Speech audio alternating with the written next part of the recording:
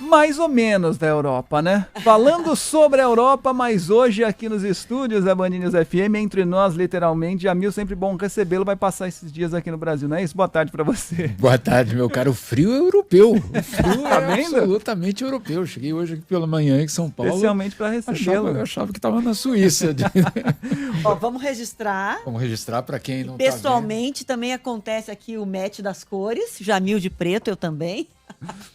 Eu não, Fábio de azul. Eu de novo leu o falhei. Eu de De novo novo, falhei. ele não leu a mensagem do Zap. Ô Jamil, vamos falar a respeito da Liz Truss, nova primeira-ministra do Reino Unido. Hoje teve o primeiro pronunciamento oficial. Tem um trabalho árduo pela frente. Como é que a Europa toda recebeu a nova líder do Reino Unido com todos os desafios que ela tem de enfrentar? Fábio, é uma situação muito particular. Por quê? Porque Boris Johnson era aquele cara, e ele sempre foi absolutamente brilhante em termos intelectuais, mas um desastre político. E esse desastre político se refletia justamente na relação com a Europa. Qual é essa relação com a Europa? De confronto, de controvérsias, de polêmicas. E os europeus já estavam muito cansados do Boris Johnson, porque você fazia um acordo, esse acordo ia, vinha, e ele, claro, tinha aquele cabelo dele, não é só o cabelo, né? É um estilo bastante particular. Com a chegada da nova chefe de governo agora, a esperança dos europeus é de que haja uma relação mais calma, pelo menos nessa nova fase. Ela não é uma pró-europeia, como eles colocam. Ela é uma pessoa que defende o Brexit, que tem uma postura muito clara em relação ao papel do Reino Unido no mundo. Ela promete um posicionamento duro em relação à Rússia e à China. Então ela é uma pessoa que não é distante do pensamento do Boris Johnson, mas ela é uma pessoa que aparentemente deixa uma margem maior para o diálogo. E o que a Europa hoje precisa é de diálogo. Voltando no que você falou, Fábio, os desafios são gigantescos e não é um desafio só britânico. Desafio do preço de alimentos, de energia, de uma guerra ali do lado, de uma ameaça nuclear. Então são questões que não é porque a Inglaterra, ou o Reino Unido, perdão, saiu da União Europeia que deixou de ser problemas comuns. Eles continuam sendo problemas comuns, só que dentro de um outro contexto. Então a esperança dos europeus agora é de que haja um maior diálogo. Vale lembrar que hoje, não sei se vocês acompanharam a posse dela, que é o discurso da posse, ela chega e estava caindo um temporal, mas um temporal, e a chuva deu uma brecha e ela fez um discurso, conseguiu fazer o discurso no seco, né, e usou a figura ali de que dias mais ensolarados virão para os ingleses. A verdade é que inflação acima de 10%, uma projeção de desemprego, não é exatamente um trabalho fácil que ela vai ter pela frente. E nós temos a foto do encontro dela com a Rainha Elizabeth, que aconteceu na Escócia, né? 1.000 quilômetros de onde ela estava. Está aí na nossa live já o encontro da nova primeira-ministra do Reino Unido, Liz Truss, com a Rainha Elizabeth, um aperto de mãos. Rainha Elizabeth está uma vovozinha, mas assim de férias ela parece mais vovozinha ainda, né?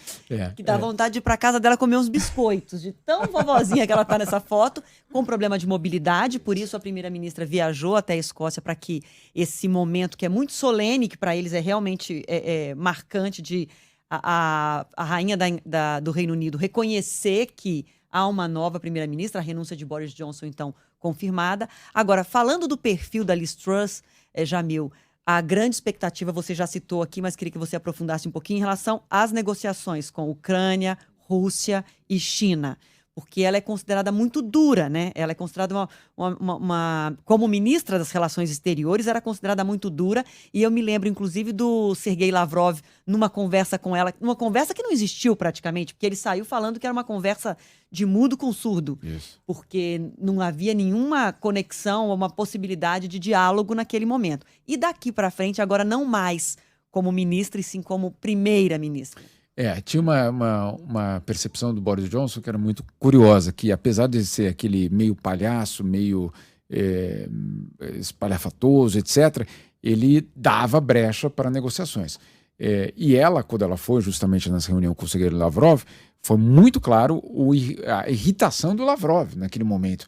E ele tentou, inclusive ele fez algo que a gente conhece aqui no Brasil, que alguns alguns líderes fazem com as mulheres quando são confrontados, de dizer, essa aí não vale nada. Desqualificá-la, né? Totalmente. Foi isso que ele tentou fazer numa coletiva de imprensa, que ela se manteve extremamente dura, respondeu só o que ela queria, não deu nenhuma brecha, e aquela reunião foi, de fato, muito esclarecedora da distância que estava a Europa da Rússia naquele momento. Coube a ela mostrar isso, no fundo, né? Então, agora, a expectativa é de que ela, como primeira-ministra, vai ter, sim, uma posição extremamente dura. Ela tem um problema doméstico, que é a presença de muitos magnatas russos em Londres. Então, ela vai ter um problema doméstico também em relação a isso. Mas é uma pessoa que a Europa vê com uma certa confiança nisso, de que ela não vai ceder em alguma coisa sem consultar, que ela não vai atender aos russos só porque houve uma pressão do outro lado.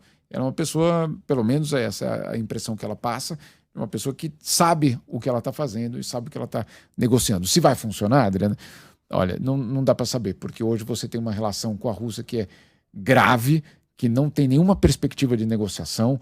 Hoje mesmo a situação da usina nuclear é dramática, porque você tem uma situação em que hoje a Agência Internacional de Energia Atômica apresentou uma lista dos problemas.